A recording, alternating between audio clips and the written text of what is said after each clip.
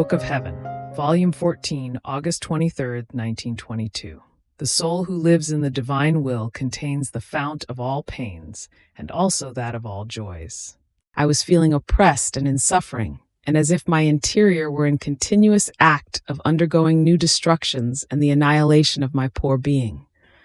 So I prayed Jesus to give me strength, and Jesus, on coming, took me in his arms to infuse new life in me.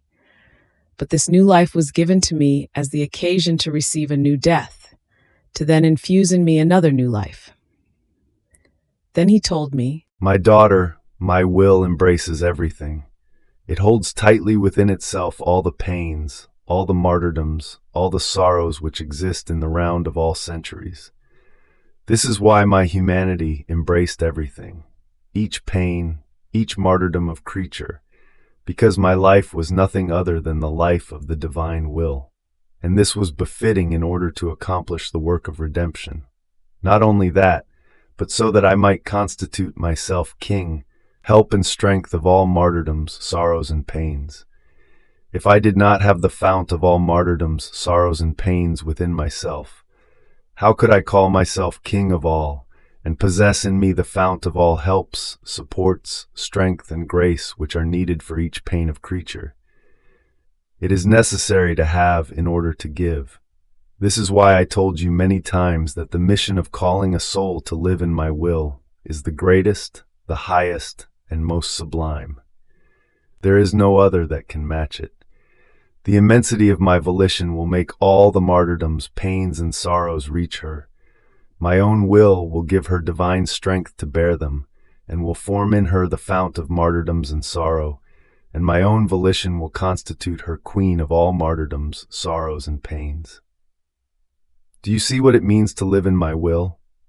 To suffer not just one martyrdom, but all martyrdoms, not one pain and sorrow, but all pains and all sorrows.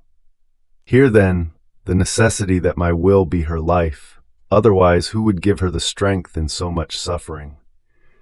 And if this were not so, how could one say that the soul who lives in my will is the strength of the martyr? If she did not have within herself the substance of that pain, how could she be strength for someone else? It would then be only a manner of speaking, an imaginary thing, not a reality. I see that you are frightened in hearing this. No, do not fear. So many martyrdoms, sorrows, and pains will be repaid with innumerable joys, contentments, and graces, of which my own volition will be the inexhaustible fount. This is just. If in the soul who lives in it, my will form the fount of sorrows as help for the whole human family, it is also just for it to form the fount of joys and of graces. With this difference, that the fount of sorrows will have an end, because the things of down here, as great as they may be, are always limited, but the fount of joys is from up there. They are divine, hence without end. Therefore, courage in following the way in my will.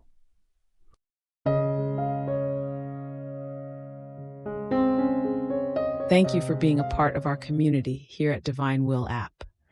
If you enjoy listening to Jesus' lessons on how to live in the divine will, please give this video a thumbs up.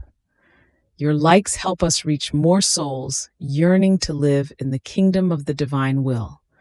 We'd love to hear your thoughts and reflections, so drop a comment below. Your insights not only enrich our community, but also inspire others on their spiritual journey. And don't forget to subscribe to our channel.